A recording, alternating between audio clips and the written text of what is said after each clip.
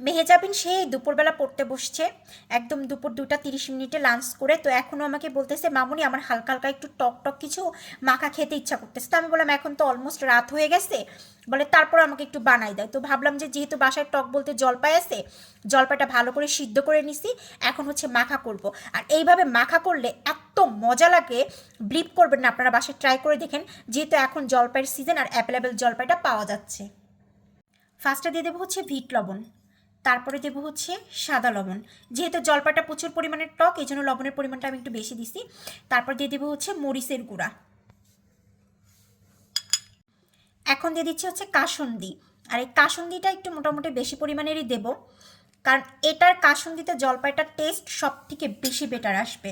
আর আপনারা যদি কেউ চিনি খান তাহলে সামান্য পরিমাণে চিনি দিয়ে দেবেন, যদিও আমরা চিনিটা পছন্দ করি না পার্সোনালিভাবে, বাট নাফিসা বুড়ি খাবে দেখে আমরা একটু হালকা পরিমাণে চিনি দিয়ে দিব, যাতে ওই যে যেহেতু মরিচের গুঁড়াটা দিছি, চিনিটা এই জন্য দেওয়া যাতে ব্যালেন্স হয়ে যায় হালকা।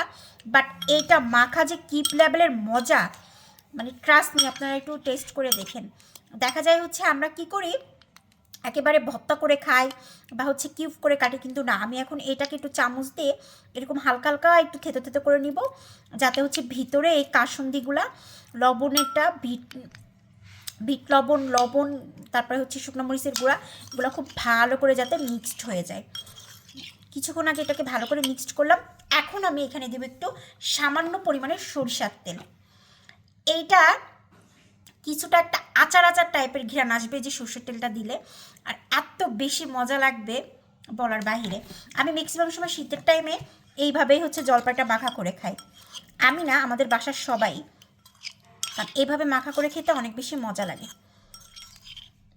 এইভাবে কিন্তু সিদ্ধ করে মাখা করলেও খিচুড়ির সাথেও খেতে অনেক বেশি মজা লাগে, যে ল্যাটকা খিচুড়িটার সাথে, যেটা হচ্ছে আমাদের মেহেজাবিন খুব পছন্দ করে। যেহেতু মেহেজাবিন আবদার করছে ওর জন্যই বানানো হয়েছে। সো ফার্স্টে হচ্ছে মেহেজাবিনকে টেস্ট করতে দিব। আমার এখন মাখানোটা কমপ্লিট হয়ে গেছে, একদম পারফেক্ট। এখন মেহেজাবিনকে ট্রাই করাই। মেহেজাবিনকে ট্রাই করানোর আগে আমি অলমোস্ট একটা খেয়ে ফেলছি, মানে এত মজা হয়েছে। বিশেষ করে টক জিনিসটা কখনোই লেট করা যায় না। বিসমিল্লাহ। মানে এইভাবে মাখানোটা অনেক মজা লাগতেছে।